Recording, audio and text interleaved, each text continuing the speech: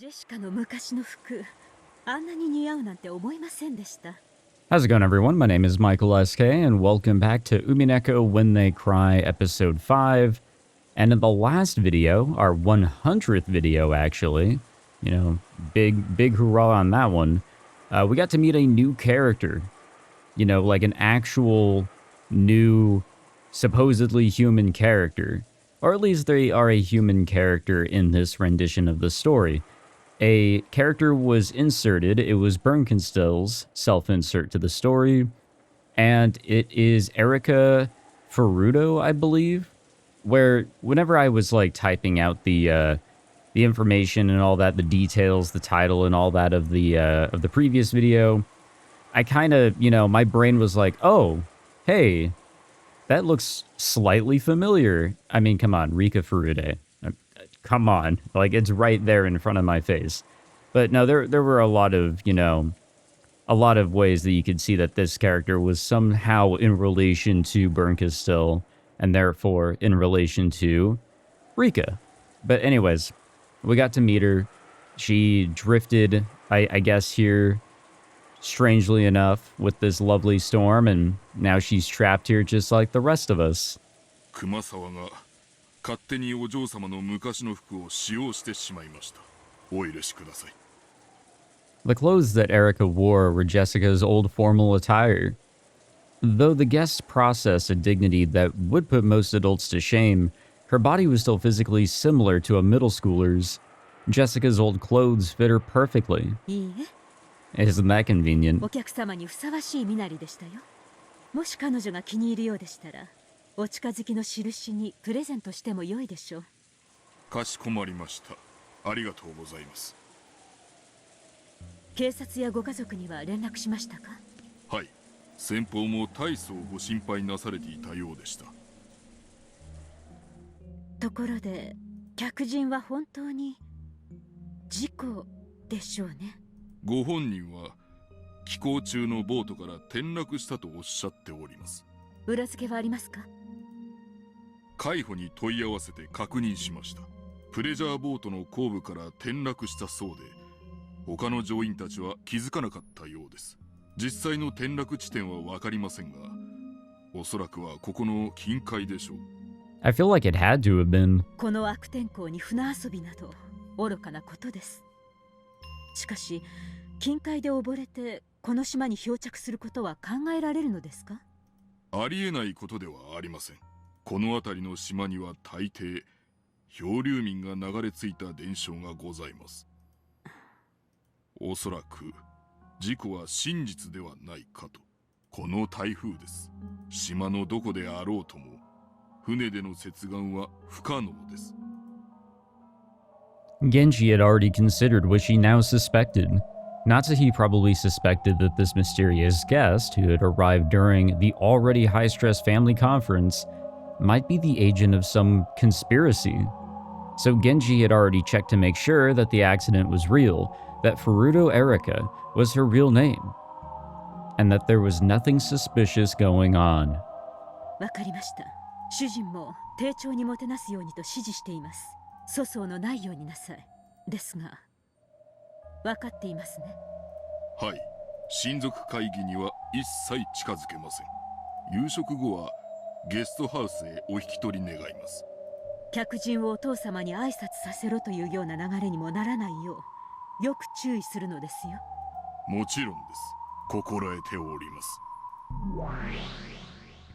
ほう、フルドエリカとな。このロッケン島に来客とは珍しい。Yeah, very much so, huh, Beatrice? 楽しませてくれそうではないか。Even so, she was a supposed guest over in episode 2. ベルンカステル教の駒でしょう。人間のルールに従うとはいえ、プレイヤーは魔女です。侮ることはできませんよ。問題ない。仮にベルンカステル教本人であろうとも、人間である以上、わらわたちの敵ではない。何しろガープもいる。人間はガープに絶対に勝てぬ。ありがとう。I mean, we almost saw it in episode 4, I'm just saying. George really was pulling out the moves. でも買いかぶりすぎは良くないわ。魔女の定義は魔法が使えることだけを意味したりはしない。ですが、ジョーカーであり、台風の目である。それが魔女というもの。この六軒島で魔女と名乗ってよいのはこのわらわ。黄金の魔女にして無限の魔女、ベアトリーチェのみである。ベルンカステル教名。演者の次なるコマがどの程度のものか、じっくりと観覧させてもらおうぞ。That is very interesting how... Oh, I didn't realize we were that close to the end of the chapter. It's very interesting how the Beatrice here in the story, who is all in supposedly Natsuhi's mind, is able to recognize the events that happen outside of the game board.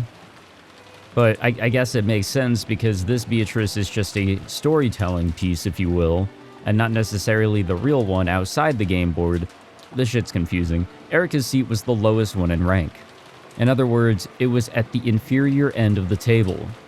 Since Kinzo's seat at the high end of the table was empty, if you spun the whole thing around, it sort of looked like Erika was the host of this dinner. Might as well just let her be. It honestly is pretty crazy. Furuto Erika is actually a very popular character according to the comments of the previous video. So, I guess a lot of you guys were really looking forward to her involvement, huh? After Goda's announcement, dinner began with the applause that had become almost customary. It was finally the beginning of the dinner orchestra conducted by Toshiro Goda. Except for Krause's household, sitting at such a majestic dinner table was no everyday thing for these people by any means. However, they were all used to this event and acted as though it was completely normal. Once again, if anyone was to be surprised, it should have been Erika. And yet she showed no signs of amazement at this dinner and acted with composure, blending in with everyone else. There wasn't even a sliver of the fear one might expect from someone who had wandered here like a lost puppy. I know, I'd be freaking out.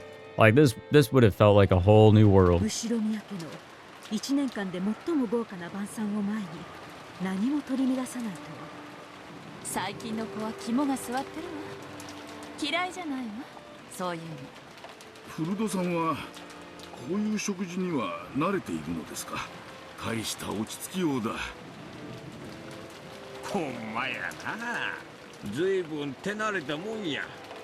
わしなんかいまだに次はどのフォークを使えばいいんか混乱するんやで。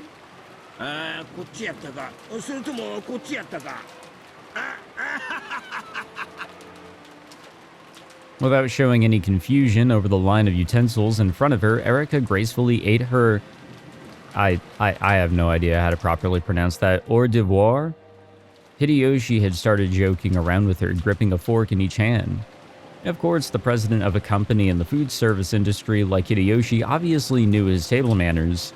However, thinking that Erika must be nervous over this dinner, he had intentionally spoken with a comic tone of voice.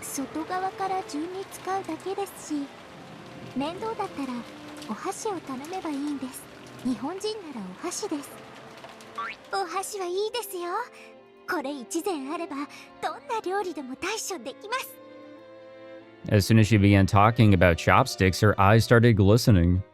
The smile she now showed for the first time was far different from the dignity that she had displayed before. More like something that you'd expect from someone her age.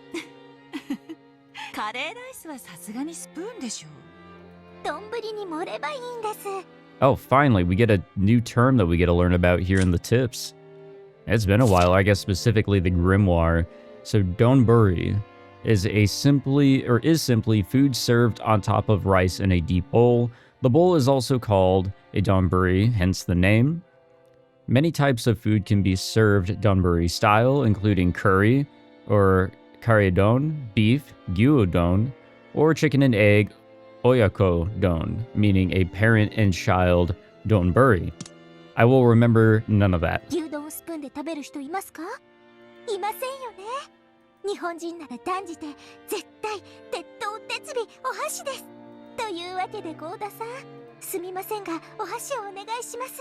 私が日本人として恥ずかしくない食べ方をご覧に入れてみせましょう。ところで次のお料理は何ですか？それが困ったことに、次はスープでございまして。 As she imitated a shrugging gesture, Erica winked at everyone. Maybe she was the entertainment all along. Of course, no one was laughing at her. She obviously knew that soup came after hors d'oeuvre and a full-course meal. Furthermore, Erica had noticed both that she had been performing too perfectly and creating a sense of tension, and that Hideyoshi had tried to break the ice because he thought she was nervous. That's why she started acting a little childish and lighthearted, acting out the part of a guest enjoying a harmonious dinner. Pretty soon, not only Kirie but everyone else caught on. Though she was an uninvited guest, she was apparently worthy of participating in an Ushiromiya family dinner. 頭のいい子ね。本当にこの子、偶然の来客なの？実は今日の親族会議にこっそり呼んだ兄さんの隠し子じゃないの？賢く場を和ますセンスもあるようだ。マナーも見事じゃないか。あんな子が娘だったら悪くはないね。それはひでえぜ。ジェシカちゃんの達成がなくならな。ひどいわ、ルドルフ兄さん。どうしたんだい、ジェシカちゃん。頭痛かい？ Now she's got that competition. 私の評価がずんずん下がってる気がするぜ。こりゃ本家の令状として負けられねえだろ。お前も日頃夏日おばさんに仕込まれてるテーブルマナーと貫禄で対抗してみろよ。見たい見たい、テーブルマナー見たい。ほら、はしゃぐのはマナー違反だよ。ささ、ジェシカちゃん、お手本を見せてあげて。お、もちろんだぜ。 Jessica straightened up so much it looked like someone had poked her back with a pole. She had good posture, but it somehow lacked elegance. She looked, well, kind of like a triangle ruler. She sat at attention with her gaze fixed straight ahead, tried to bring her food to her mouth despite this, and failed miserably. Dad, who was sitting next to her, suddenly realized that something was up. どうしたんだ、ジェシカちゃん。腹でも痛えのか？ Jessica turned bright red. Ah, sorry, I can't help myself. We laughed our heads off. Jessica protested, still bright red. Aunt Natsuhi scolded us for being too improper. Well, no matter how much we try to smooth it over, we are who we are. We couldn't pretend any longer. Still, that laugh really did help us to relax. We were so concerned about the guest getting nervous that we'd gotten even more nervous ourselves. Our chatter from the center of this long table spread to both ends, and ultimately the dinner went even more smoothly than usual. This is probably indeed the chillest dinner that we've had out of all the episodes, just because we have this new character here. With some delicious cheese and coffee, our peaceful meal came to an end. Goto won unanimous acclaim and was praised for his skill by all present. And after a short period of harmony following the meal, it was decided that we would return to the guest house. Normally, dinner tended to have a very dark atmosphere about it, and the adults would often keep that mood as they moved straight on to the family conference. However, perhaps because this year's dinner had been oddly peaceful, everyone decided to take a break, the adults included. After eating, taking a bath, and relaxing while watching TV, I wonder if they'll gather again in the mansion with all this rain and resume that high-tension family conference of theirs. I'd rather not think about it. We all know what's going to try and happen here. Apparently Aunt Ava was getting really worked up, trying to convince the rest to start the family conference right away, but it didn't look like many people agreed with her. They would probably call it quits for the night.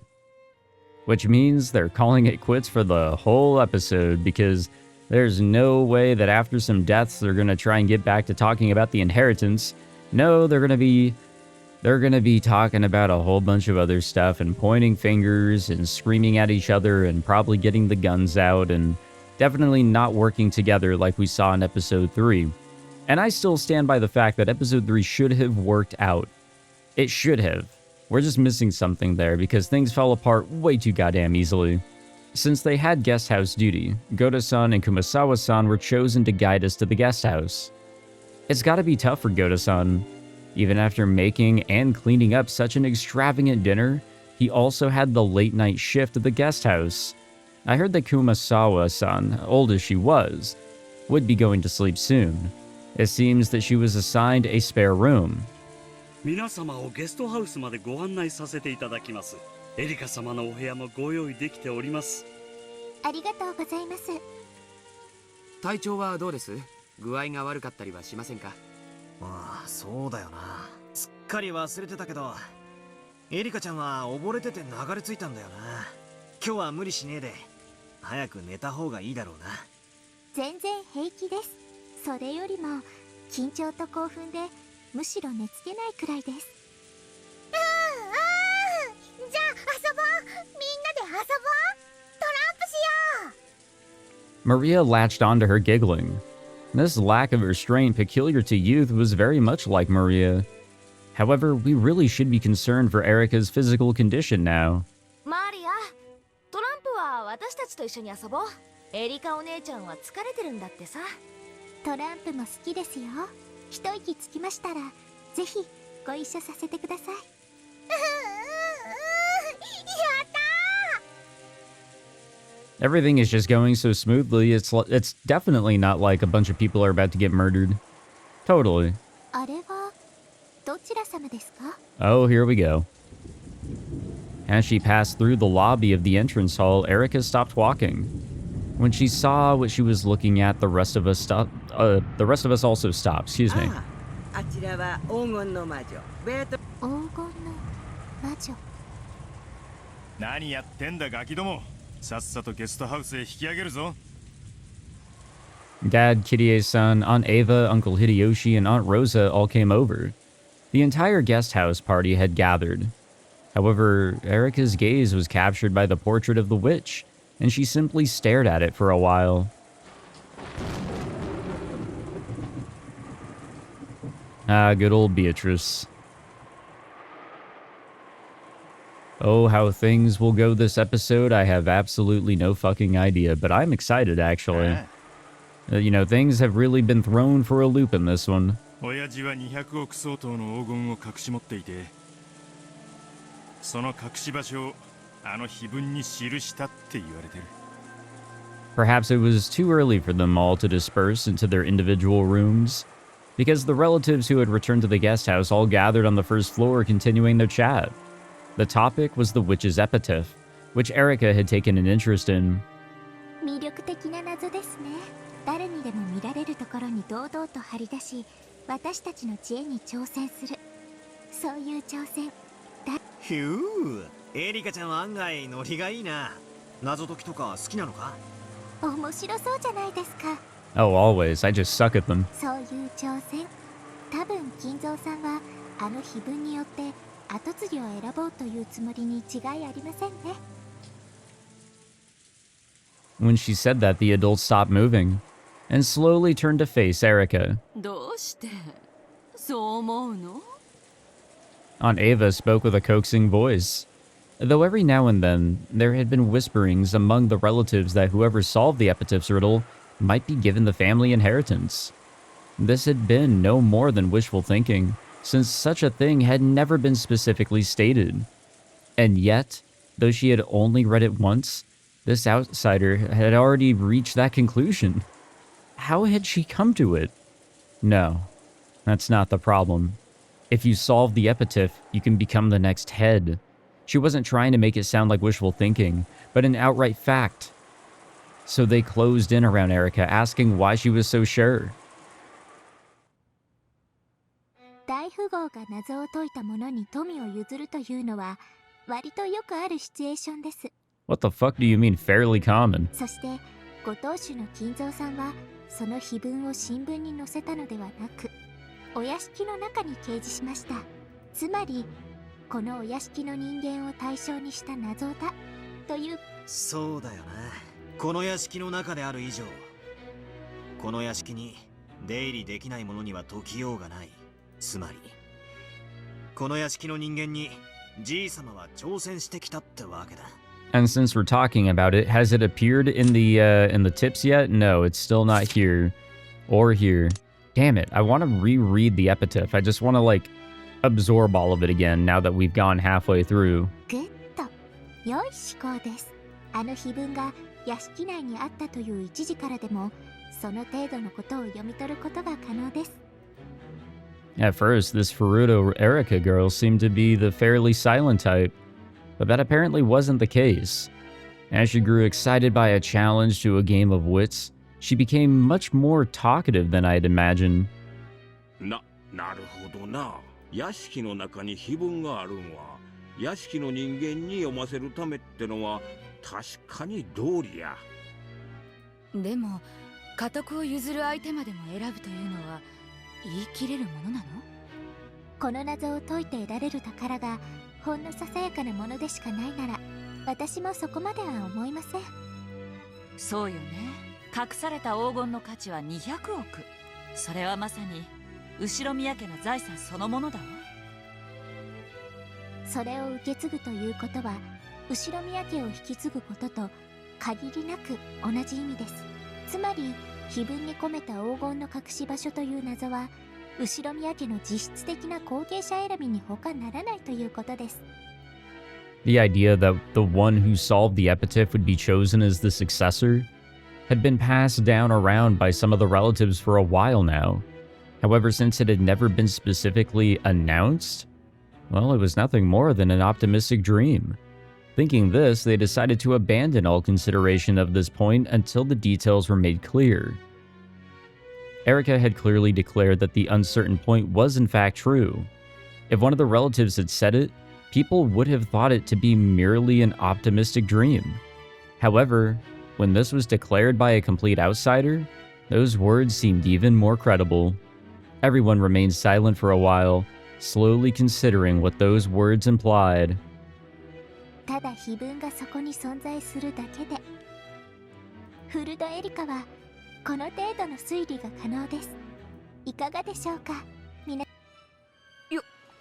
横やりで申し訳ねえけどさ、一応はうちの父さんが次期当主なわけだぜ。隠し黄金を誰が見つける云々はともかくよ、見つけたら当主ってのはそういうことにはならねえんじゃねえかよ。 I feel like that's always been implied, like throughout every episode. That was the idea, right? That you would be the next successor regardless. That's how it was for Ava back in episode 3 too, you know? Jessica thought the treasure hunting part of the epitaph was really fun.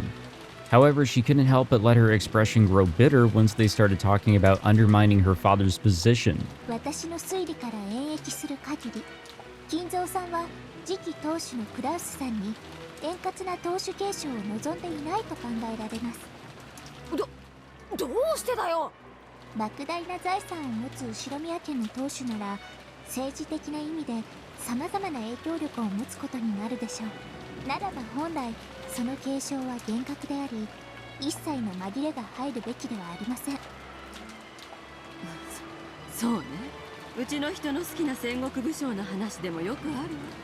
跡継ぎ候補が複数いたりすると、大抵お家騒動の火種になる。そやな。だからトラブルを未然に防ぐためにしっかりと後継者を指名しておくのが大切なんや。時には競合する後継者を粛清することさえあるんやで。You know, it's so fascinating because we already know that Kinzub's dead, and technically Kraus is the current successor. Like, he is not only in line, but he should be holding that position. He just hasn't really taken it up because, well, they're pretending that Kinzub's still alive. So does that mean that this rule is still in place, that whoever solves the epitaph actually does become the successor because no one's really in that position? No one has taken up that throne, if you will? It's just that the line is still exactly the way as it always had been, even when Kinzo was alive.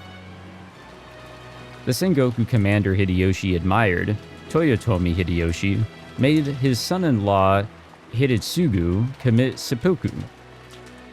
You know, stabbing yourself in the belly and all that, the fun stuff.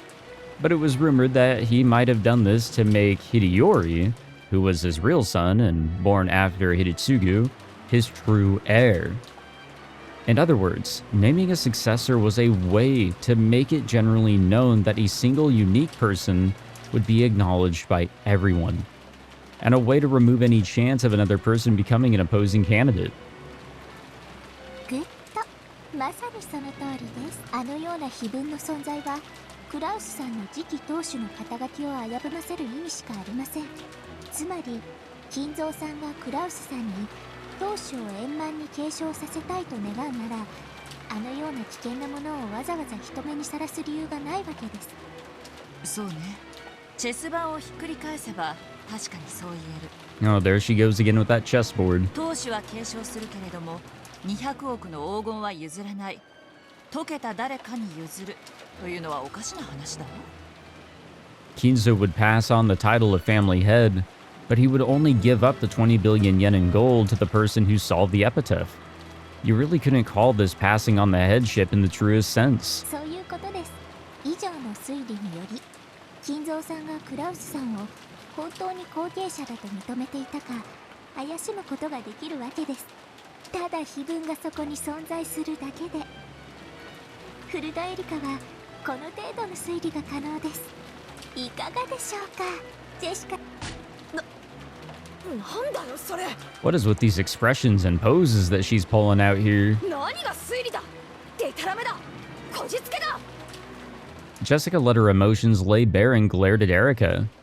Erica, on the other hand, looked exceedingly calm, with an expression that said, "Well, that's just the truth, right? I see. It looks like table manners aren't the only way this girl is fitting for the Ushiromiya family.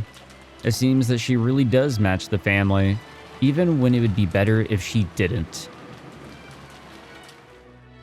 I am so excited for her place in everything here. What sort of role she will play, other than a detective role, if you will. エリカもそれくらいにしろって。まあその後継者云々の話は置いといてもやな。いずれにせよお父さんからのビッグクエスチョンやというのは間違いないやろな。200億やで。マリアちゃん、もし見つけたら何に使う？おお、黄金鏡は黄金だけじゃない。もっと神聖な場所なの。Uncle Hideyoshi kept trying to force himself to chuckle and improve the mood. Everyone else tried to play along, but Jessica's mood didn't get any better. I mean, she's got that bias, you know? エリカちゃんも碑文の謎に挑戦してみたくなったのかい？はい、灰色の脳細胞がうずきまくりです。ですので、謎解きを早速始めたいと思います。George Aniki smoothly turned the conversation around. Just like the time that she'd made everyone laugh in the dining hall, Erica looked about with gleeful eyes and jumped at the chance. 気に入ったわ。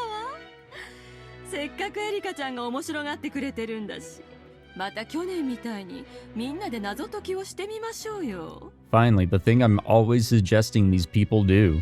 Like, it's honestly the simple direction. It probably wouldn't solve the overall mystery about, you know, what's going to happen or prevent things from happening. As we saw in episode 3, things still did happen, and Ava is a huge suspect in those things happening. But there's definitely more to it. Can you really get away from all the murders and everything if you solve the epitaph and take over as the head? 私コーヒー入れるわ。欲しい人は手を挙げて。マリアはダメよ。眠れなくなっちゃうでしょ。マリアもブラック飲む。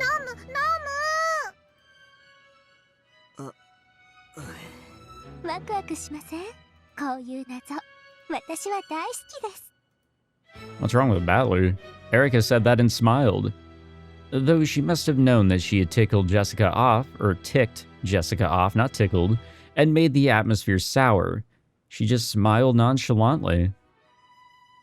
I mean, what's Jessica gonna do about it, you know? 10月5日の事件を待たなくても解ける謎はあるってわけ。There always has been. It's always been right in front of us. We still don't know the answer to it, but it is a solvable deal. The gold is supposedly somewhere on this island. そりゃ俺も何度か挑んださ。だがでもさっぱりわからなかったから投げ出して考えるのをやめたでしょ。 It pissed me off, but I don't have a good counter for that. After all, I don't get the epitaph at all. I don't even know what the beloved hometown means, much less the parts about the Sweetfish River and the key. Thinking that a few more hints would show up if I waited, I kept on waiting and just stopped thinking. あなたなりの答えは準備できてる？私が今から解いちゃうから。 Oh. 何？ No way. ペルーはね、ここで碑文の謎を解いちゃったのよ。さすが奇跡の魔女ね。解ける謎であるならば難易度に関係なく必ず解ける。今度は解くのに何年かけたの？失敬ね。かけらをほんの数百個ほど漁っただけじゃない。やっぱり恐ろしいわ。それは赤で答えをいきなり語るとかそういうインチキじゃねえんだろうな。安心なさい。あなたと同じプレイヤーとしてのルールにのっとってよ。じゃあ始めようかしら。ここじゃ狭いわ。海の上で話しましょう。 Say what now? オッケー。酔わないでね、パトラー。海って何の話だWhere are we going? I thought the whole world had turned pitch black, and the next moment, I was struck by a strange floating sensation. This must be what it feels like to suddenly have the floor drop from under you, sending you into a bottomless pit. Whoa.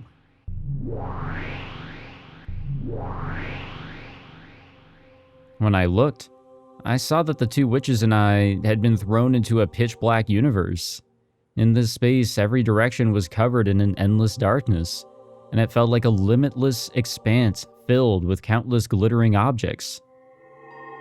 Some people might have likened it to the depths of an ocean where innumerable sparkling fragments drifted. Wait, if we actually are going to... If we're actually going to solve this shit... Damn it, I really wish it was here. I really wish that the epitaph was here. I'm kind of afraid to Google it because I don't want to accidentally, like, Google the fucking answer. But, like, I'd like to read through it one more time before, like, if this actually is going to be where it's solved. You know, I want to at least, you know, not necessarily take a crack at it, but go over it again. See what stands out in comparison to the previous times I've read it.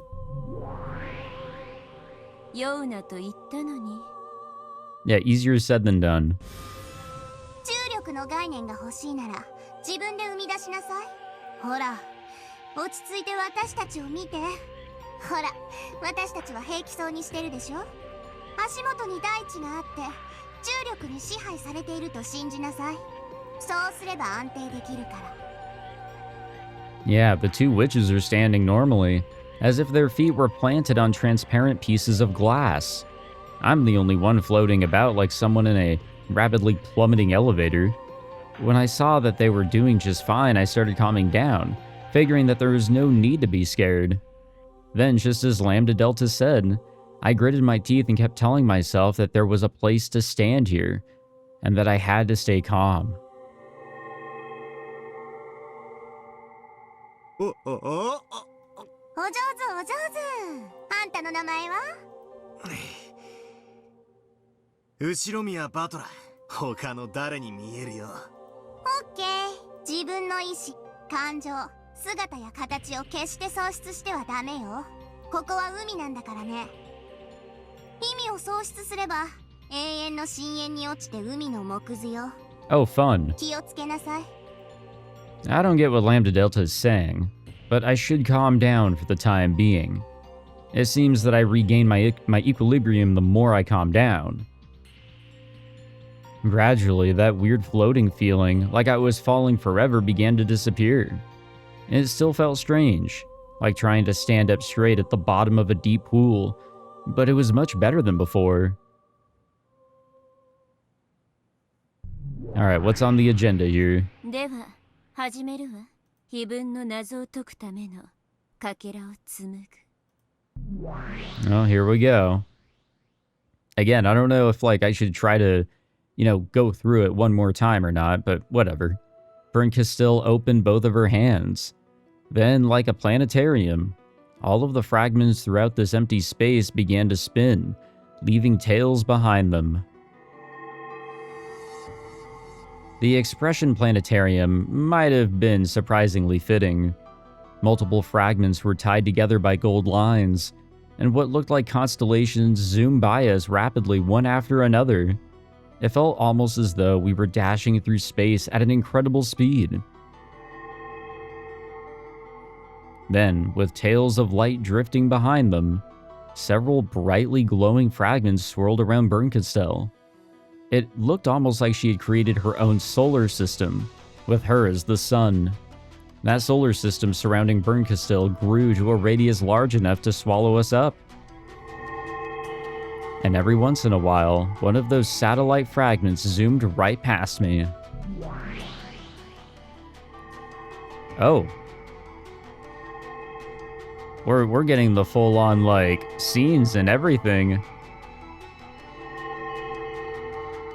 When those fragments passed by me, it felt as though some kind of memory welled up inside me. So I sensed it. These fragments are probably like a crystallization of memories. 記憶じゃないわ。世界のかけらよ。まあ、あんたには記憶のように感じられるだろうけどね。では始めるわ。まずはこのかけらから。Oh boy, here we go. One of the satellites in this solar system was slowly sucked into an inward trajectory with Bernkastel at the center. After drawing a spiral and approaching her, it settled down on the palm of Bernkastel's outstretched hand. Then it glittered brightly, yeah, I said that right, painting over the world with pure white.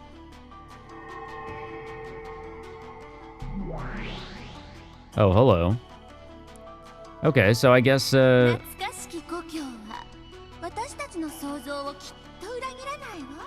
guess we get to see snippets of this at least.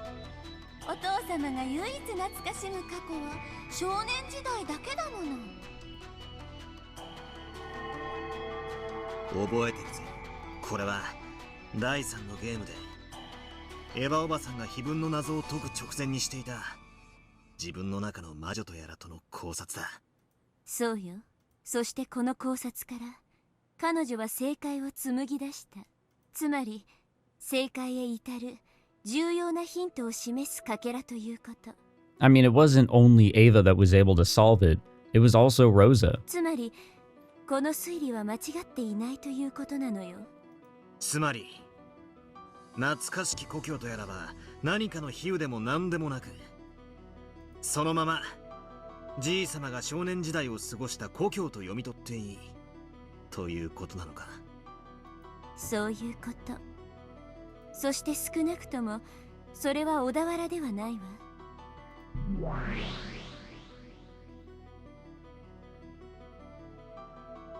生まれは確かに小田原だけど、お父様が懐かしむ故郷は多分小田原のことじゃないわ。Okay, before we continue along, I did pull up the epitaph from the 07th expansion wiki. You gotta love fandom wikis, right?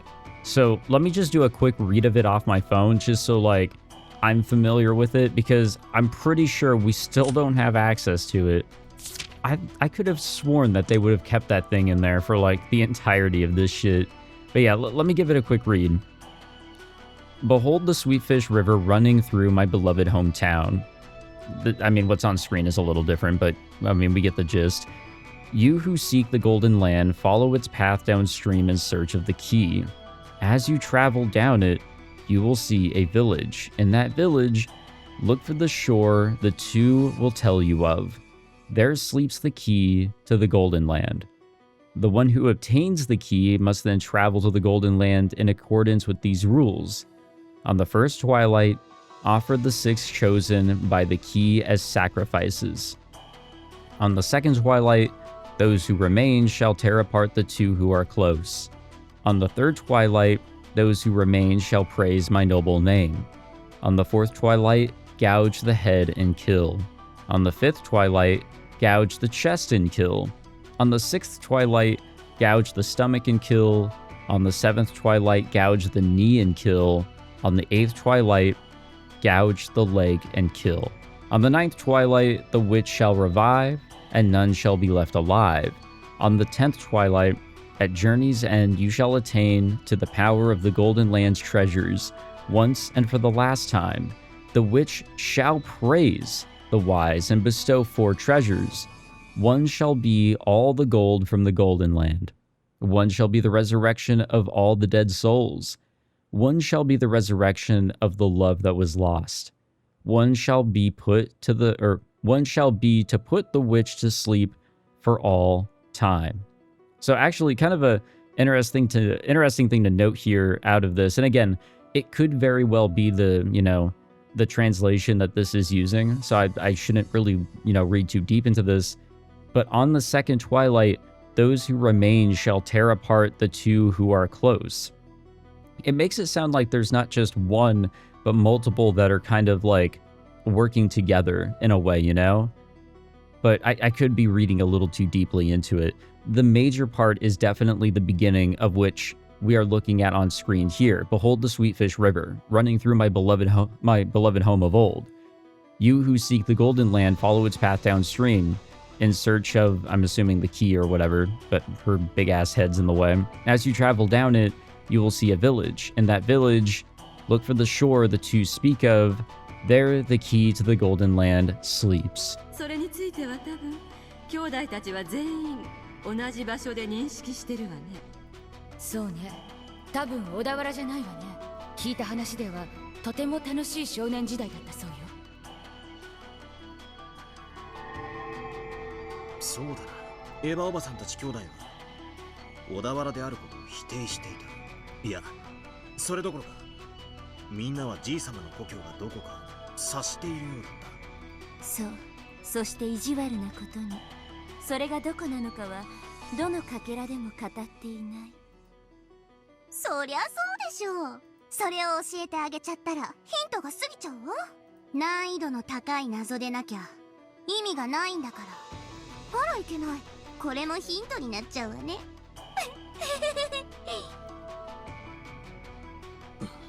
一体じい様の故郷というのはどこだったんだ。I think we're reading just a little too deeply into that, Battler. それがわからなくちゃ始まらない。Can we really say that a lot of what is being said here in this riddle is to be taken so seriously? 始まらないから思考を停止したわけ。住み得た場所である以上、それは有限の範囲内だわ。まあ、ここが一番辛いところなんだけれど。お前は確か解ける謎である限り絶対に解ける魔女だったな。つまりお前はその有限の範囲内、つまり地球上の全てからじい様の住んでそうな土地を全て想定して考えたのか。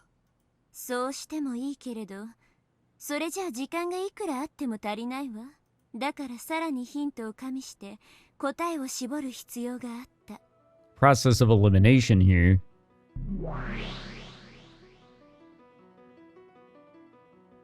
自分で言ったじゃない。水の流れる川かどうかわからないって。鮎という言葉がそんなにもややこしいなら忘れてしまえば。川で考えるの。川で。家系図という連想は悪くないわ。その要領で川から連想するものを他にも考えてみて。Oh yeah, I kind of remember the idea of a family tree being brought up and utilized a little bit there. しかしその川は本当の意味での川ではない。エヴァは川から連想できる他のものを考えたわ。そうだな。しかし川じゃないなら鮎って何なんだ。 Maybe that's to point our direction upon that family tree. Or if we're not necessarily thinking of a river, the sweet fish isn't necessarily a sweet fish, but it's to give you an idea otherwise. River equals what? And therefore, sweet fish equals what? 考えなさい。故郷を貫く川。でも水の流れる川じゃないわ。川のようにも例えられるもの。懐かしき故郷を貫く鮎の川。エヴァは故郷がどこか分かってたからアユというヒントを切り捨てて考えたけど、故郷を知らない私たちにはヒントになりうるかもしれないわ。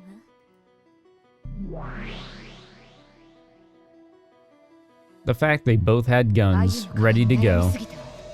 アユなんて大した意味ないじゃない。そんなことないわよ。立派なヒントだったじゃない。まあ確かにアユである必要はなかったかもね。It could have been something else. アユって何なんだ。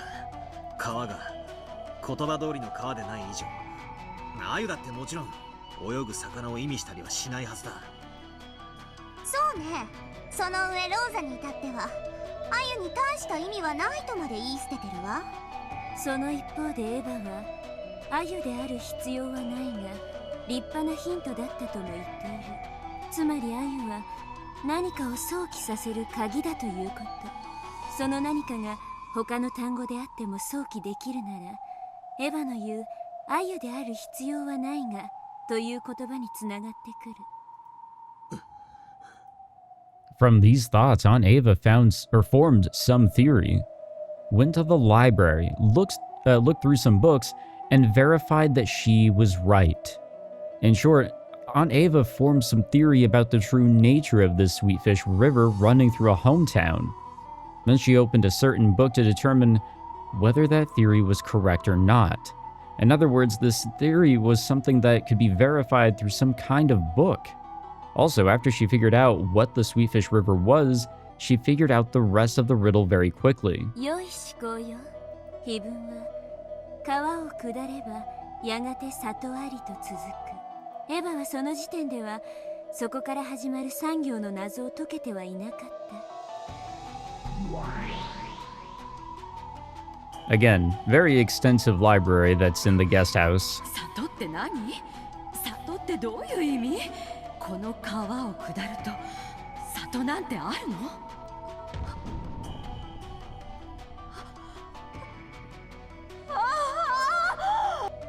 Right before my eyes, the pieces that I hadn't been able to understand at all began to snap into place all by themselves.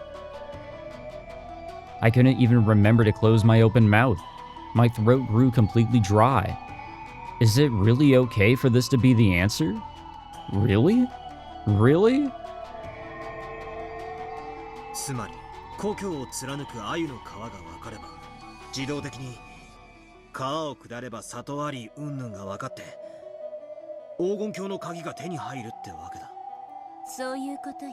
エヴァもその書物を読んで確かめるまでは川を下った里のことは分からなかったみたいだし。くそ、その書物って何なんだ。 What book could be here that could have led her to the truth? でもこれは全然6文字じゃないわ。これが答えに間違いないって断言できるけど、これは全然6文字に満たない。また思考停止？ならそれを6文字で読める方法を考えなさい。思いつかないなら調べなさい。きっと答えはある。それを疑ってはダメ。それが信じられないならとっとと泣き寝入りでもしてへそでもかんで死んじゃえば。1、2、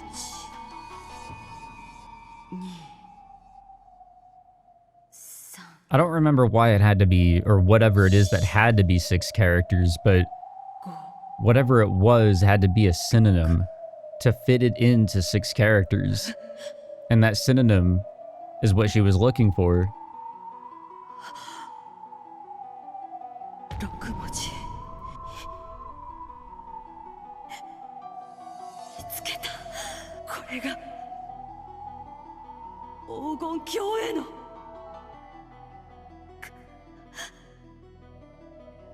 鍵。 Okay, but what was it?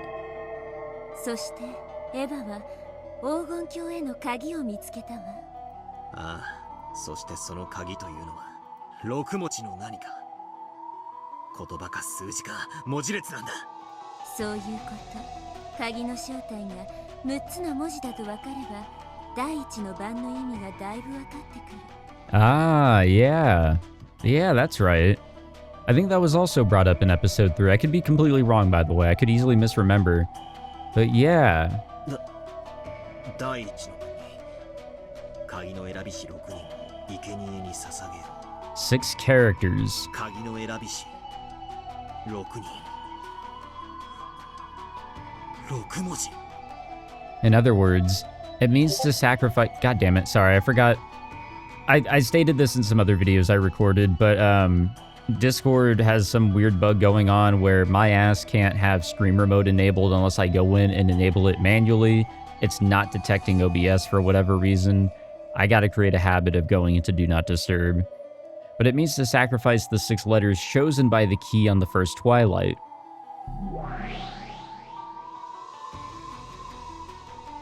この鍵がある特定の6人を指し示す。いえ、ある特定の6つを指し示すというべきね。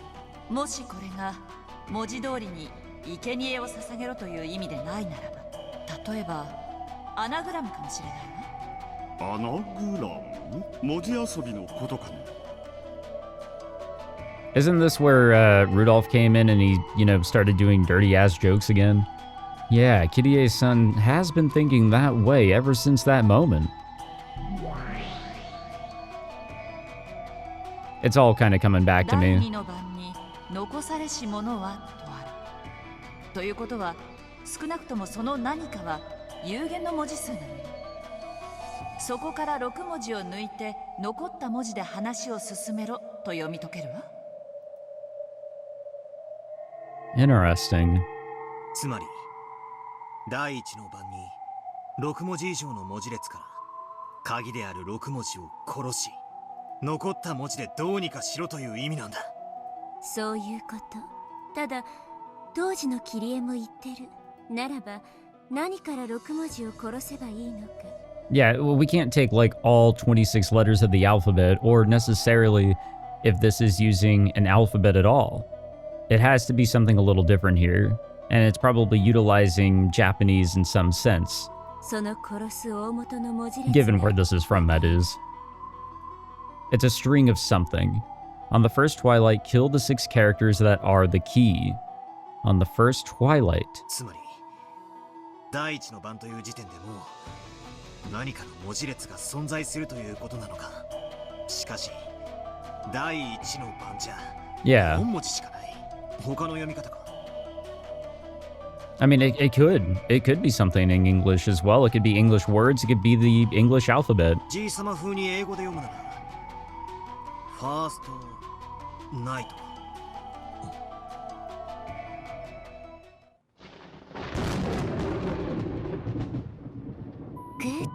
Oh shit. Are we making some progress here? He brought something up there. Hold on. He said here the first twilight has more than 6 characters, even though the Japanese phrase has just 4. バトラさんのその考え、なかなかです。鍵の選びし6人の生贄を6文字の文字列と読み解く。柔軟な発想だと思います。鍵が鍵の形状をしたものとは限りませんから。アナグラムの可能性は私も考えてたの。Well, of course you did. そういや、以前そんなことを言ってたな。しかし、だとしたら、何から6文字を抜くんだ？そうね。6文字も抜く以上、それ以上の文字数だわ。第一の番を6文字以上にどう読み解けばいいのかしら。And that's how we begin to fit it into 6 characters. お父様のセンスならやっぱり英語なのかしら。行き詰まるようなら先に第2の番に進みヒントを探してみましょう。残されし者は寄り添う2人を引き裂け、残されし者は6文字を抜いた後に残った文字だと考えてよいでしょう。となると寄り添う2文字とはどういう意味になるんだろうね。 Probably instead of characters that are like far apart from each other and whatever it is we're taking the characters away from, they are right next to each other. そうか、わかったぜ。つまりはこういうことだ。For example, let's take the following list of 9 characters. 1, 2, 3, 4, 5, 6, 7, 8, 9. And then let's say that the 6 characters offered as sacrifices are 1, 3, 6, 7, 8, and 9. In this case, we erase the aforementioned 6 characters from 1, 2, 3, 4, 5, 6, 7, 8, 9 and get 2, 4, and 5. 2と4と5が残るね。それでどうなるってんだ？あ、4と5寄り添ってる。そうか、わかったで。つまり寄り添いし2人っちゅうんは。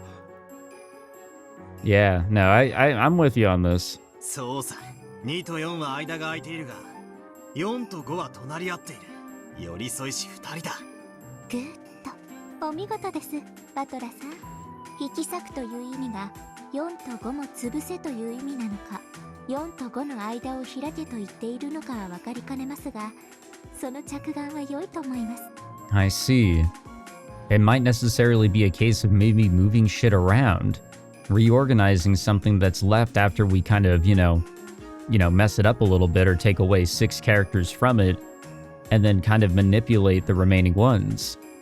なら、第3の番の残されし者は誉れ高き我が名を称えよってのは何だと思う？文字遊びである可能性が高い以上、それもまた言葉遊びの可能性があります。残された文字は誉れ高き我が名を称えよ。難しいね。どういう意味だろう。どなたかわかる方は？私は多分わかる。何教えなさいよ。これもアナグラムか。またしてもグッと。バトラさんはなかなか発想が柔軟です。Oh, he knows how to spin that chessboard around and do the gritty on it. アナグラムって文字遊びって意味だよね。ということは、つまり残った文字を入れ替えると何かの単語ができるという意味じゃないかしら。だな。とすると、ちょいと勇み足な仮説だが、俺は第一の番に間引く大元の文字数は11文字じゃないかと想定する。またしてもお見事。私も同じ見解でした。どうしてよ。どうして11文字なんて言えるんや。Well, it's just like here in our, lovely stories, there's always 11 that get sacrificed. 生贄を一人殺すというのは、文字を一文字潰すことを意味すると思われます。第2の番の引き下げを、とりあえず2文字の間を開けという意味で解釈した場合なら、11文字。Or, we can consider that instead. That works too. 引き下げが2文字を潰せという意味なら、13文字になると想定されます。なぜなら、その後の Wait, no, it was 13 murders. 第8の番にかけて Yeah, you're right, sorry. 5回殺せという記述が出るからです。I can't do mental math even when it comes to the most basic of shit. Yeah, I get what she means. Tear apart, meaning the characters are still there, just creating a gap, then that means at the end of the day, there's only 11 that go away. But just like in the stories that we've gone through, the tear apart, not necessarily in that case, it's actually getting rid of them, so that means 13. そして、その次の第9の番で、誰も生き残れないと書かれています。魔女が蘇るって部分をとりあえず無視するなら、これは第1の番に6文字潰し、寄り添った文字を割いて、ぴったり文字がなくなるという意味ではないかと考えたんだ。So that makes 6 plus 5 or 11 characters. If tearing apart the two who are close in the second twilight means to kill both of them, that makes 6 plus 2 plus 5 or 13 characters. There's a chance the word symbolizing the first twilight has 11 or 13 characters. Wait, it couldn't be that easy, could it? 実にお見事です。私とまさに同じ推理。バトラさんもどうやら私と同じ灰色の脳細胞に恵まれているようですね。よせやい。That's what we call autism. 適当だぜ、適当。Alright, back to Bizarro World. Or whatever you want to call wherever we're headed. おいおい、なんだよこれ。駒の俺は随分と頭が切れるじゃねえか。おかげで俺の推理する出番がねえぜ。ああ、ごめんなさい。バトラはこの時不在だったから、私の方で勝手に駒を操らせてもらったわ。Oh, thanks. 切れ者っぽくていいでしょ。あんたはベルにプレイヤーをしてもらった方が賢そうに見えるわ。 Which means once we get to the next day, he's going right back to being dumb. プレイヤーは降りて。Now, Battler's pretty smart in his own way. I joined in on this game partway through, well after the first murders occurred on October 5th. That means the piece called me was controlled by the player Bernkastil. So I guess that means it's possible for Bernkastil's reasoning to be announced through my mouth. The game I'm watching now is nothing more than a replay of a part that's already ended. We're just playing catch-up, you know? Alright. However, that's probably good enough for now. After all, this Bernkastil-sama is going out of her way to solve the epitaph for me. I'll watch closely for now, and I'll try to find out what it means. Lambda Delta let it slip herself just a second ago. そりゃそうでしょう。それを教えてあげちゃったらヒントが過ぎちゃうわ。難易度の高い謎でなきゃ意味がないんだから。あらいけない。これもヒントになっちゃうわね。If it wasn't a hard riddle, there would be no point to it. I can see how that can be a hint, but I don't know how it can fit into what we've got going on here. This theory about Grandfather creating the epitaph in order to choose a successor isn't bad at all. Erica and Bernkastil's logic is extremely reasonable, but that's only if we assume Grandfather was the one to create it. He was probably alive at the time the epitaph was displayed, but of course Grandfather's already dead by 1986. And in the games up until now, Beatrice threatened us repeatedly with letters, saying that the only way to survive was to solve the epitaph, and trying to force us to solve the riddle. In other words, it was Beatrice's intention, her hope, that we would try solving the riddle of the epitaph. The epitaph's so confusing that in most cases, the relatives never seriously tried solving it until the threatening letters started to arrive. That's why Beatrice fired the starting pistol that made us take a go at it. Why is Beatrice carrying out Grandfather's will after his death? Like the theory proposed in the first game, is Beatrice really Grandfather's confidant? Who's following his orders even after his death and trying to select the successor with the riddle of the epitaph in Grandfather's stead? If she did that, it would mean Beatrice really was Kinzo's entrusted underling, the family alchemist she claimed to be in that letter. After Grandfather's death, Beatrice managed the 10 tons of gold and took the title of alchemist. She was entrusted with the epitaph's riddle, and without her embezzling the gold, she waited for a human fitting to be the successor to appear and solve it. And if that human didn't appear within a set time limit, would that be game over? Certainly Aunt Ava, who solved the riddle in the third game, became the only survivor and automatically the final head of the Ushiromiya family, inheriting everything. Up until now, no one has ever survived past October 5th except Aunt Ava, the one who solved the epitaph. That was the only case where Beatrice let anyone survive. And that created a whole fragment which allowed Ange to grow up the way she did, and interfere with the story in the way that she did thanks to Bernkastil. Is Beatrice's loyalty to Grandfather the thing that drove her? Was she so loyal that she faithfully carried out some terrible order? To kill everyone if the epitaph wasn't solved? I must not stop thinking. Don't stop thinking. Don't just think of the riddle itself. Think about why it's significant. Why is Beatrice telling us to solve the epitaph? Why is she making us solve such a confusing epitaph? If Beatrice makes us try and solve this epitaph, we have no real chance of solving, and by some lucky chance a miracle occurs and someone's able to solve it, what significance would that have to her? I don't know what such a miracle would be worth to Beato. That is a good point.